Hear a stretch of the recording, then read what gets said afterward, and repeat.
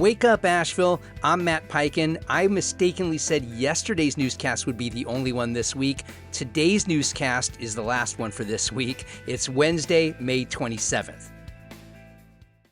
Heavy rain is causing widespread flooding and road damage across western North Carolina. The National Weather Service says some areas have seen 2 to 3 inches of rain per hour, with totals up to 6 inches. Flash flood warnings remained in effect Tuesday morning for parts of Henderson County, which saw up to 10 inches of rain over Memorial Day weekend, with the heaviest downpours hitting Girton and Bat Cave. Multiple roads were closed in Henderson, Buncombe, and Transylvania counties, including stretches of US 74 and US 74A. Where a culvert collapsed and washouts were reported. The French Broad River is above bank full with minor flooding in low-lying areas. More rain is in the forecast. Read more at 828 News Now.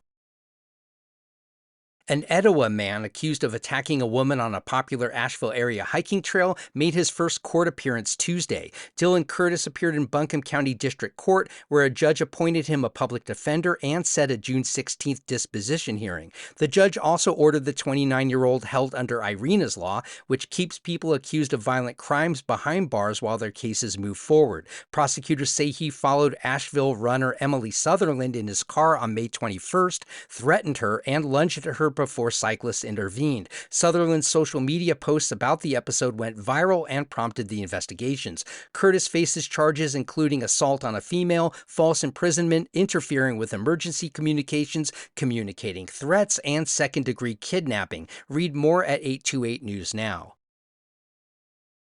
Asheville leaders are weighing whether to shift $19 million in federal disaster funds to repair single-family homes damaged by Hurricane Helene. Local housing nonprofits argue the city's $225 million HUD grant should focus on building long-term affordable housing instead. They call the state's Renew NC repair program costly and slow, citing strict federal rules. Supporters say fixing homes helps families rebuild and grow generational wealth. Council has approved $8 million for 2 affordable apartment projects. A final vote on reallocating funds is set for June 23rd. Read more at Blue Ridge Public Radio. A long-running debate over building on Madison County ridgetops is heading back to county commissioners. The planning board voted to make no recommendation on whether to remove a 50-foot setback for construction on ridge lines 3,000 feet and higher, part of the county's Mountain Ridge Protection Ordinance. Property owner Russell Blevins wants the rule lifted so he can build a cabin on land he owns near Paint Fork. Some residents say repealing it would threaten mountain views. A new state law limiting zoning changes has complicated the board's work. Read more in the Citizen Times. And a new survey from the Appalachian Sustainable Agriculture Project offers a snapshot of how local farms are faring more than a year after Helene.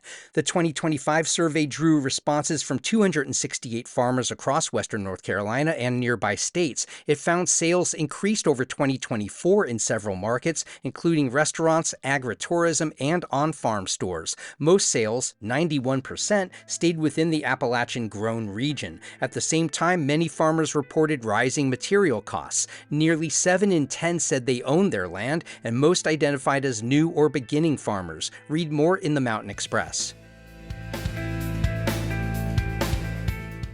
I promise this is the last newscast for this week, but I'll be back on Tuesday, June 2nd with another episode of Wake Up Asheville. I'm Matt Peiken. Thanks so much for making Wake Up Asheville part of your local news diet.